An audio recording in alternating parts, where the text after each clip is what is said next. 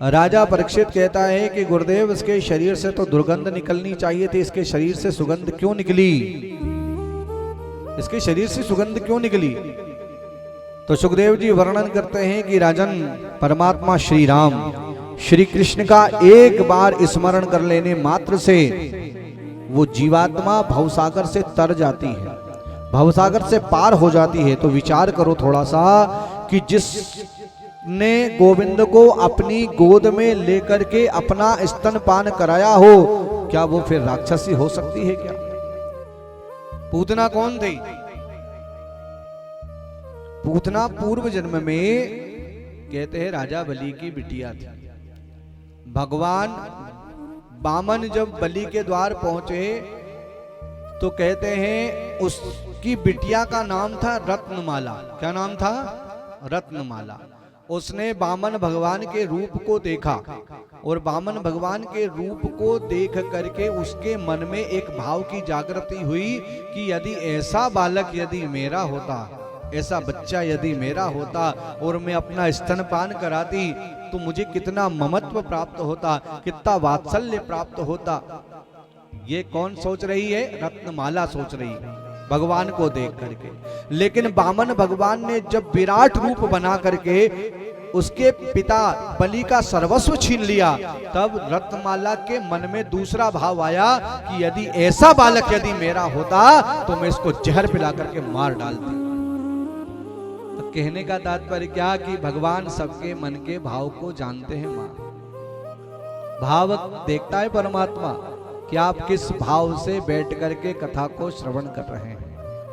उसने भाव देखा, परमात्मा ने भाव देखा रत्नमाला का, तो दूसरे जन्म में उसको पूतना बना करके उसको मात्र गति प्रदान कर दी। करी कि नहीं करी?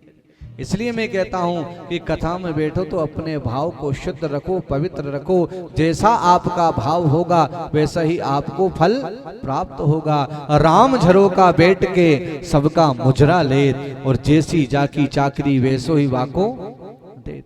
आपको वैसा ही फल प्राप्त होगा जैसे आपके मन का भाव है। सुखदेव जी कहते हैं कि राजन, अरे एक बात सुनोगे तो ये तो आश्चर्य होगा ही कि परीक्षित की पूतना के शरीर से सुगंध निकली, ये तो आश्चर्य है ही सही। लेकिन जो मुक्ति, जो मोक्ष माता यशोदा को सैकड़ों वर्षों के बाद प्राप्त होने वाली, वो मुक्ति आज उस परम पिता परमेश्वर ने किसको प्रदान कर दी? उस परम पिता परमेश्वर ने पूतना को प्रदान करी है। प्रीतम भैया देखो, पूतना का काम बढ़िया नहीं, पूतना का नाम बढ़िया नहीं, पूतना का भोजन बढ़िया नहीं, पूतना का रहन सहन बढ़िया नहीं, पूतना का खान पान सही नहीं। लेकिन उस परम पिता परमेश्वर ने उस पूतना को कौन सी गति प्रदान करी? मात्र गति प्रदान करी। कौन सी गति प्रदान करी है? मां की गति, पूतना को। तो ऐसा करुणा निधान और कौन हो सकता है बताओ? कोई हो सकता है क्या? कृष्ण जैसा दयालु, कृष्ण जैसा कृपालु इस संसार में कोई हो नहीं सकता।